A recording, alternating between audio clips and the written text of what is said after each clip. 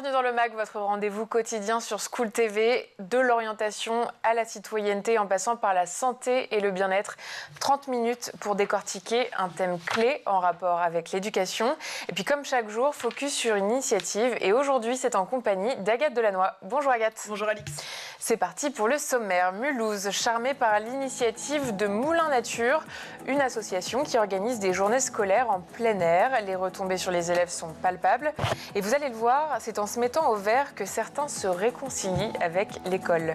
Populaire depuis des décennies dans les pays nordiques, l'école dehors commence à porter ses fruits en France. Mais encore faut-il lui donner une chance. Est-ce une perspective réaliste ou utopique? Fabio Bartholin, directeur pédagogique de l'association Moulin Nature, et Chantal Risset, adjointe à la maire de Mulhouse chargée de l'éducation, partagent leur point de vue dans cette émission. Et puis dans ta loupe, Agathe, de quoi nous parles-tu? Je vous parle d'une école en pleine nature. C'est parti pour une nouvelle émission.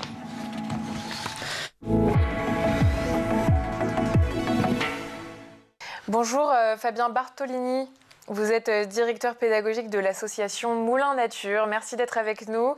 Et aussi par Skype, Chantal Risset, adjointe à la maire de Mulhouse, chargée de l'éducation. Merci également d'être avec nous.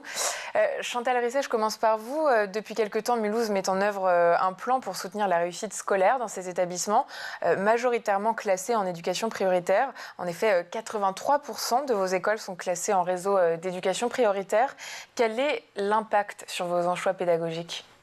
Effectivement, sur Mulhouse, on a une particularité qui fait qu'on a énormément d'écoles en zone d'éducation prioritaire et qu'on accompagne l'éducation nationale par toute une série de projets pour concourir à la réussite de tous dans l'ensemble de nos écoles publiques à Mulhouse.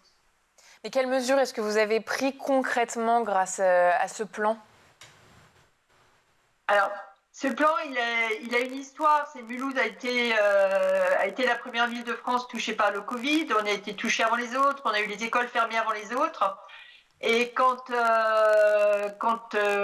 les écoles ont repris bien après, on s'est rendu compte que les enfants ont été enfermés chez eux devant leurs écrans et que sortir était devenu déjà difficile avant, mais encore plus difficile après.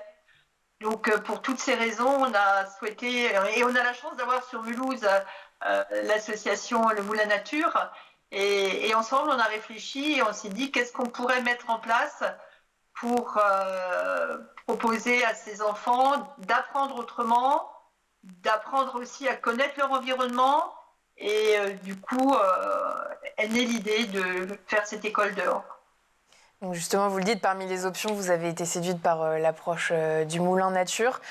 Fabio, est-ce que vous pouvez nous expliquer de quoi il s'agit ? Bonjour. Alors c'est un projet qui s'inscrit dans déjà peut-être une dynamique assez large au niveau national, au niveau européen et sur d'autres continents, sur essayer de repenser des pratiques de l'école dans l'enceinte de l'éducation nationale toujours, mais en l'ancrant davantage sur le territoire, sur l'environnement proche, que ce soit des espaces de nature ou, comme à Mulhouse, des environnements très urbanisés avec toute une série de parcs, de bords de rivières, de berges, accessibles près ou un peu plus loin grâce au transport en commun, mais d'essayer de sortir la classe de ces murs pour accompagner les élèves. Alors nous, notre métier premier, c'est l'éducation à la nature, à l'environnement, mais ça va beaucoup plus loin, c'est-à-dire que comment essayer d'accompagner les enseignants à dérouler leurs programmes, à faire leurs enseignements, les maths, le français, l'histoire géo, l'éducation civique, le sport, les arts plats, les sciences évidemment, en s'appuyant sur une réalité concrète, palpable et de terrain pour sortir un peu de choses un peu conceptuelles des fois pour les enfants et le rendre plus tangible et y associer le corps et toutes les émotions liées au vécu collectif de terrain. Et comment est né Moulin Nature? C'est parti de quel constat? Alors, l'association Le Moulin Nature, elle a 25 ans cette année. Le point de départ, ça a été, on a un lieu en périphérie de Mulhouse avec un terrain de 3 hectares et demi. On est attenant à une zone artisanale, donc avec des entreprises. Et puis, ce sont des personnes sensibles aux enjeux éducatifs, sensibles à l'environnement, qui ont ferraillé dans les années 90 pour que ce lieu devienne un des 10 centres d'initiation à la nature et à l'environnement que nous avons en Alsace. Et se sont développées toute une série d'actions à destination des enfants dans le cadre scolaire, dans le cadre du loisir, à destination des adultes. Et depuis là, 5-6 ans maintenant, on a une nouvelle dynamique assez forte où on expérimente toute une série de projets avec toujours la perspective de faire connaître, découvrir et évoluer nos comportements en lien avec les enjeux de nature et d'environnement, mais essayer de penser de manière plus transversale les enjeux éducatifs, que ce soit de la parentalité, que ce soit les enjeux de santé, et donc là, en ce qui nous concerne, pour le projet avec la ville de Mulhouse, sur des questions de réussite scolaire. Et quelles sont les valeurs qui sous-tendent l'école en plein air ? Alors, une valeur importante qui est de replacer l'enseignement dans le concret, ce que je vous disais avant, d'y intégrer aussi une résonance plus forte avec les besoins des enfants. C'est-à-dire que là, tout d'un coup, un des moteurs, c'est toujours le programme et les obligations institutionnelles, mais comment on associe l'enfant aussi sur la base de ses questionnements, de ses observations de terrain, de toute cette énergie qu'il va apporter, qui vont accompagner, soutenir, parfois réorienter le projet aussi. Et ensuite, l'enseignant va, lui, formaliser, structurer et reprendre tout ce vécu de terrain collectif. Donc ça, ce sont des valeurs importantes. Après, nous, ce qui nous intéresse, c'est comment faire rentrer dans le champ de perception des enfants, l'ensemble du vivant autour de nous, comment accorder de l'attention aux insectes, aux oiseaux, aux tracéadis d'animaux, à tout le végétal, comment réinscrire nos vies dans le cycle des saisons et tout l'émerveillement qu'ils nous offrent au fil de l'année.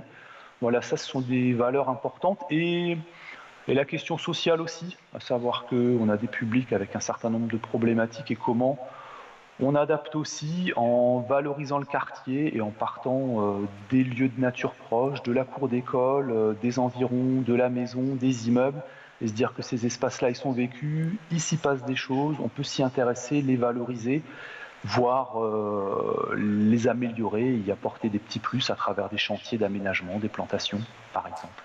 Et Chantal, à Mulhouse, quel argument vous a convaincu pour collaborer avec Moulin Nature ?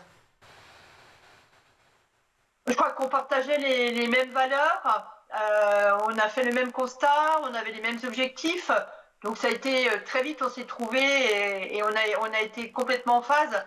Et j'ajouterais que nous, on a une volonté politique plus globale et l'école du dehors s'inscrit dans cette volonté politique plus globale qui est de rapprocher les habitants de la ville, de la nature. On travaille Mulhouse, la diagonale verte, on remet en valeur l'eau qui traverse la ville, on fait des cours résilientes. Donc l'école du dehors s'inscrit vraiment là-dedans, avec les objectifs pédagogiques dont vient de parler Fabio, mais aussi avec la volonté de l'aspect santé, sortir, à ne pas rester enfermé chez soi, quitter son écran, amener ses parents, parce qu'à travers l'école, on touche les enfants, mais on touche aussi les parents. Donc amener aussi les parents après à sortir avec leurs enfants. Donc voilà, donc on était vraiment en phase, et on est toujours d'ailleurs, vraiment en phase pour tenter ce projet ensemble. On s'était fixé une durée de 3 ans, et on arrive cette année à la 3e année avec un objectif qui était de toucher toutes les écoles élémentaires de Mulhouse, et à l'exception d'une qui n'a pas souhaité rentrer dans le dispositif, on a atteint notre objectif puisque toutes les autres ont été concernées, et à toucher aussi des maternelles. On n'a pas pu toucher toutes les écoles, mais on va avoir une réunion bilan très prochainement, et notre objectif, c'est de repartir et de poursuivre cette grande aventure, cet éveil de l'enfant à la nature et à des apprentissages différents. Et c'était compliqué à mettre en œuvre, ou les parents étaient plutôt favorables ? Les parents et l'administration, parce qu'il y a l'enjeu est double. Alors, comment je vais... pour les parents, il y a cette question, oui, mais attendez, mais les enfants, il pleut, il fait froid, les enfants vont sortir. On s'était rendu compte dans certaines écoles, Fabio en parlerait certainement mieux que moi, mais dans certaines écoles, les enfants venaient en petites sandalettes alors qu'il pleuvait. Donc c'est toutes des habitudes qui ont été prises. Et aujourd'hui, je pense que globalement, et même dans leur totalité, les parents sont ravis, sont vraiment ravis que cette action existe. Donc, pas de souci du côté des parents, ou plus de soucis du côté des parents. Du côté de l'institution, c'était des questions légitimes, hein, mais oui, en école élémentaire, c'est quand même 14 journées consacrées à l'école du dehors. C'est 14 journées où les enfants ne font pas forcément les apprentissages fondamentaux, etc. Et de fil en aiguille, on a quand même réussi à convaincre l'éducation nationale également, enfin les directeurs l'étaient complètement, que finalement c'était aussi des apprentissages fondamentaux, mais d'une manière différente. Et je pense pouvoir dire que aujourd'hui, l'éducation nationale me semble plus ouverte également sur cette action. Et Fabio, Chantal le disait, ce sont 14 journées par an qui s'inscrivent dans le programme scolaire. Qu'est-ce qui se passe exactement pendant ces journées, concrètement ? C'est pas une journée de classe. On a des journées types qui sont assez bien structurées parce qu'il était important pour nous de ritualiser, d'avoir des temps qui reviennent pour que les enfants s'approprient vraiment la démarche et en deviennent porteurs. Et donc on a systématiquement un temps d'accueil, on revient sur la séance précédente, on se rafraîchit la mémoire, en gros il se passe à peu près 2 semaines entre chaque journée. On revient sur les travaux qui ont été faits entre-temps. On a souvent des enfants qui nous disent « je suis retourné sur le terrain avec ma maman, mon papa, on y est allé en famille ». Ça, c'est des indicateurs intéressants aussi. Les collègues ensuite travaillent aussi beaucoup sur les émotions. On a des vrais enjeux autour de la capacité à mettre en mots ce que les uns et les autres vivent, à partager les émotions. On sait qu'on a des enfants qui ont des contextes familiaux parfois un peu complexes. Et pour les rendre disponibles, il y a ces premières phases-là. Comment je viens, comment je vais, dans quel état, et on va pouvoir cheminer ensemble.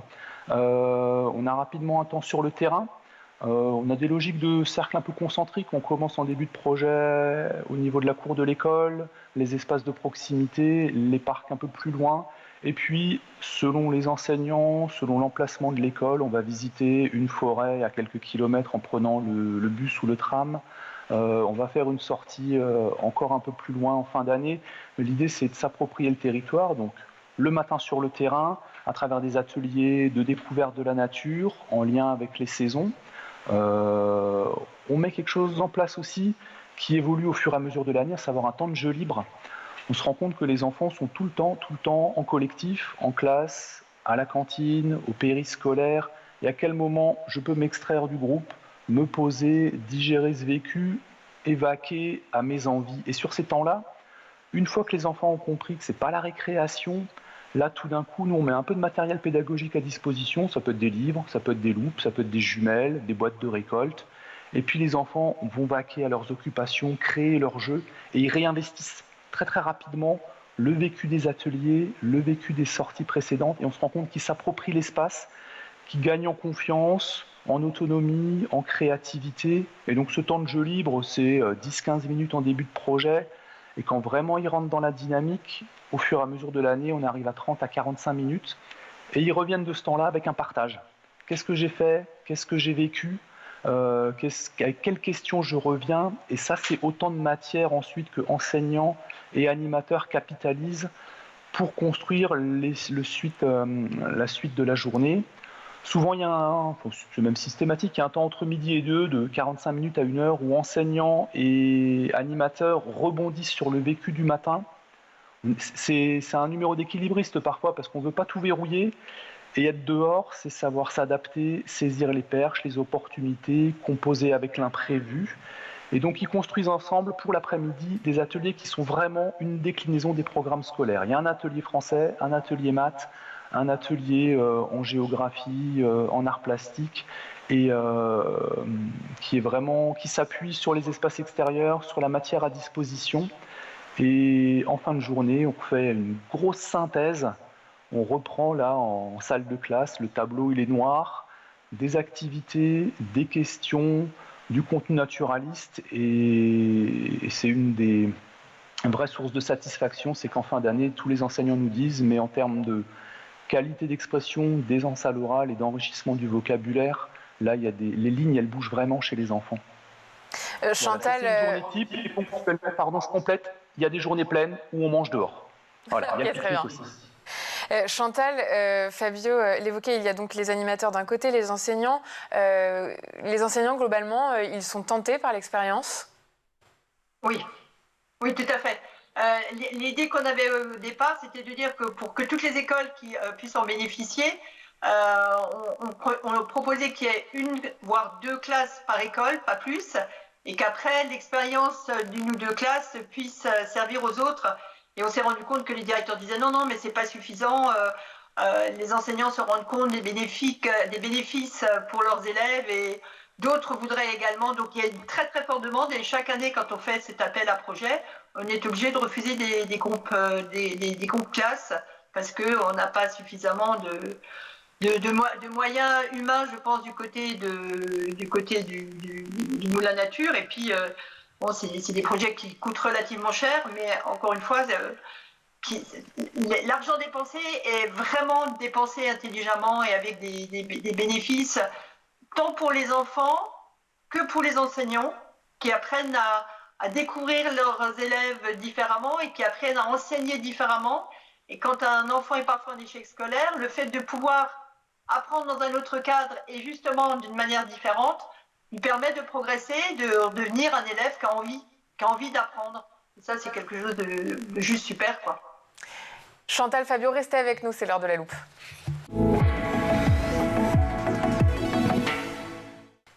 Et Agathe, dans ta loupe, tu nous parles d'Upaya, une école inédite en pleine nature. Tout à fait, c'est une école nichée au beau milieu de la campagne orléanaise à Drie. Ce projet a vu le jour en septembre 2019 sous l'impulsion de plusieurs familles. C'est un établissement privé hors contrat et l'objectif affiché par cette école alternative, c'est de favoriser l'épanouissement et l'autonomie des élèves, ce qui implique de les faire participer à des prises de décisions qu'ils prennent main dans la main avec les enseignants, qu'on préfère d'ailleurs appeler des facilitatrices d'apprentissage. Située dans le village de Drie, à 20 km d'Orléans, Upaya est une école alternative, en pleine nature, pour des enfants et des adolescents qui ont entre 3 et 18 ans. Upaya est une école qui propose un cadre démocratique, c'est-à-dire que chaque enfant a un pouvoir de décision sur les règles et les projets de l'école. L'école met en avant la dimension de savoir-être nécessaire à l'équilibre de chaque individu. La communication non violente fait partie des fondements des relations au sein de notre collectif.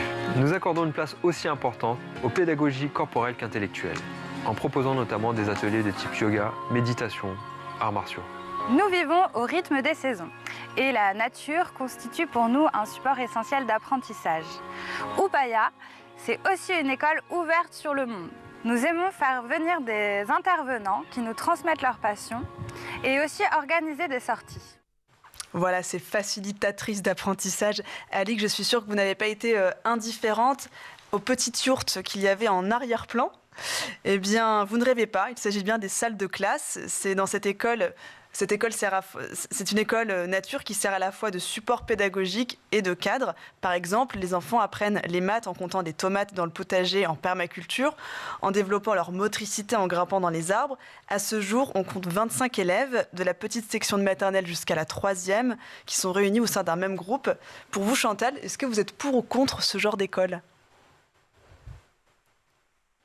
Alors, c'est une école hors contrat, comme vous l'avez dit. Donc c'est sûr que dans le cadre d'une école publique sous contrat avec l'éducation nationale, je ne suis pas forcément sûre qu'on arrivera à la mettre en place.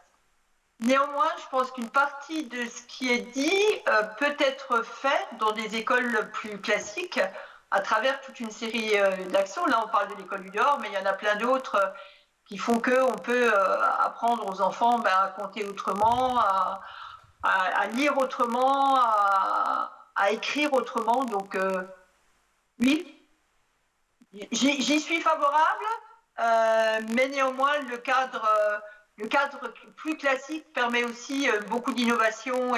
Et sur Mulhouse, on teste et on innove beaucoup. Fabio, que peut la nature sur le développement et le mieux vivre ensemble auprès des enfants et plus largement des jeunes?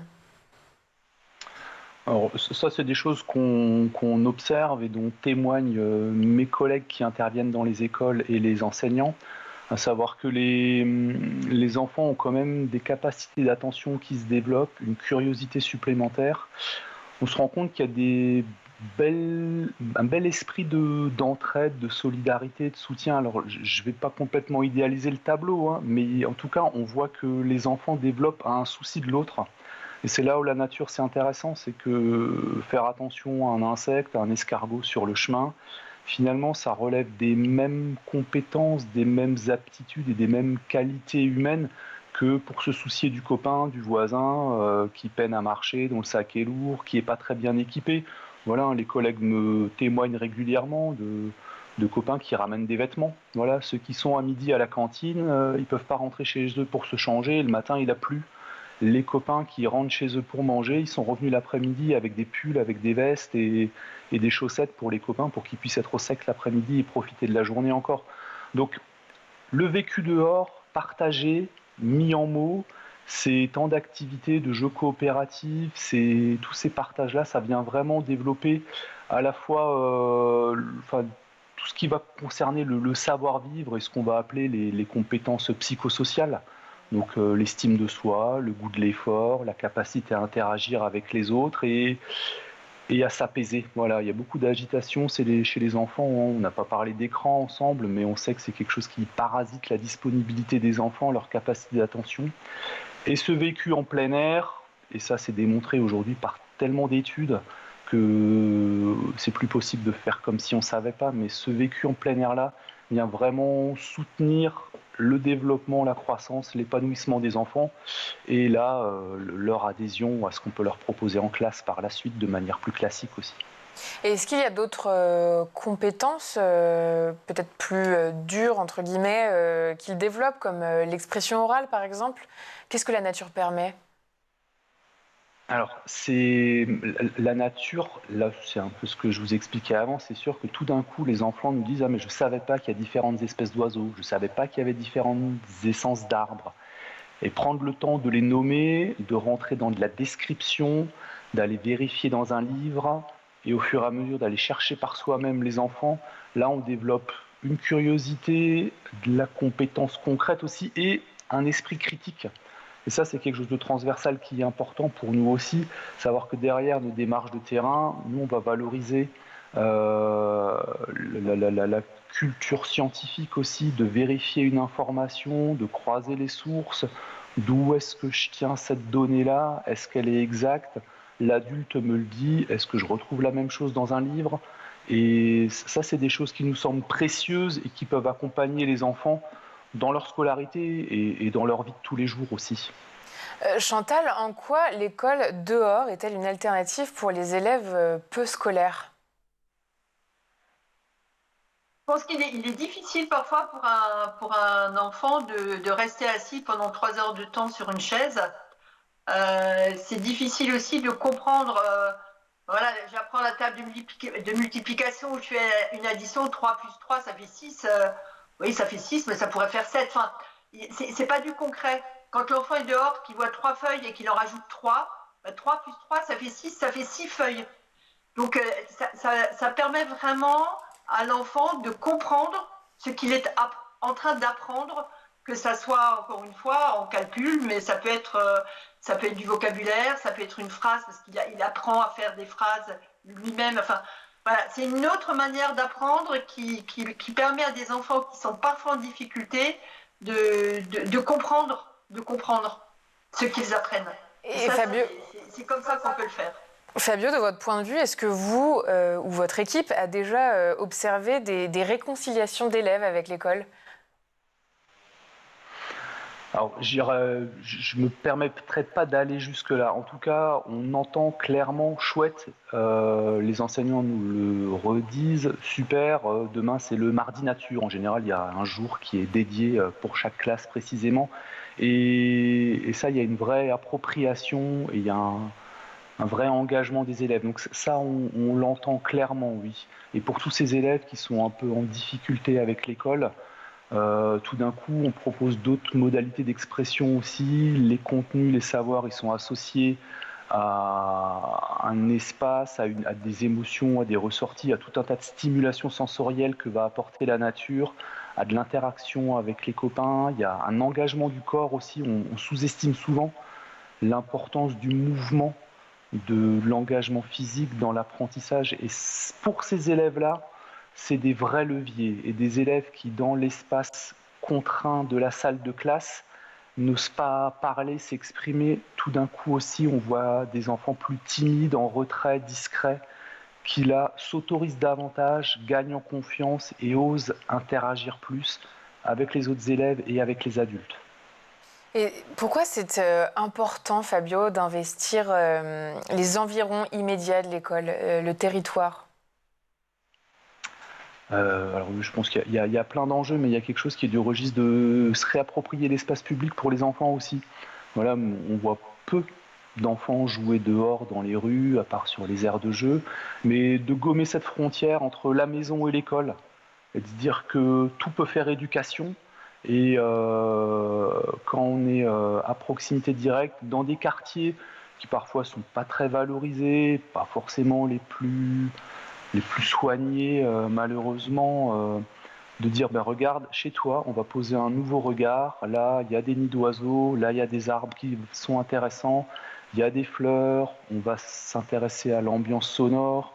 Et puis, on prend une carte et tout doucement, on dit tiens, si on allait explorer là-bas, et c'est permettre à l'enfant de tout doucement aussi gagner en confiance, en autonomie et lui ouvrir au sens propre et symbolique des chemins nouveau aussi à explorer à partir de chez lui. Et c'est lui permettre aussi de pouvoir y retourner, de réinvestir les lieux.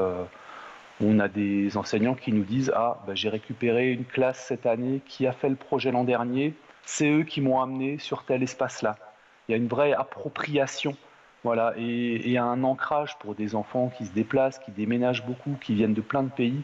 C'est aussi leur permettre de s'installer et de prendre place vraiment dans leur aire de vie. Moi, je vais le dire comme ça. Chantal, ça représente un engagement important pour les professeurs. Ceux qui nous écoutent, peut-être, c'est sur leur temps personnel. Alors, ils suivent une formation au départ sur leur temps personnel, effectivement, mais après, c'est sur le temps de classe. Mais je crois que au moment où on fait l'appel à projet, on demande justement aux enseignants s'ils sont prêts à s'investir, et on se rend compte qu'ils sont prêts à le faire parce que voilà, le résultat est là. D'une part, ils sont convaincus. Les classes qu'ils ont et les élèves qu'ils ont, ils savent que ça leur correspond tout à fait et que tout se passera bien. Et la preuve, c'est que souvent les enseignants qui ont participé une fois souhaiteraient pouvoir y participer une deuxième fois avec une autre classe. Donc ça montre bien que l'investissement pour eux n'est pas forcément, ou n'est plus aujourd'hui un problème. Et je voulais juste rajouter que cette expérience a aussi montré aux enseignants, je pense, l'importance de dépasser le cadre de la classe et des quatre murs, parce que dans toutes les cours résilientes qu'on est en train de faire dans un bon nombre d'écoles, il y a cette demande massive de la part des enseignants que dans les espaces verts qu'on crée, on y mette des tables et des bancs pour que les enseignants puissent, même au sein de l'école, faire classe dans un endroit de la cour avec de la verdure, des arbres, etc.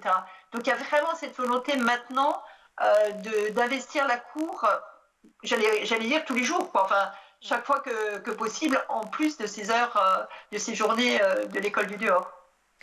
Merci Chantal Risset, merci Fabio Bartholin d'avoir participé à cette émission. Et quant à moi, je vous dis à demain.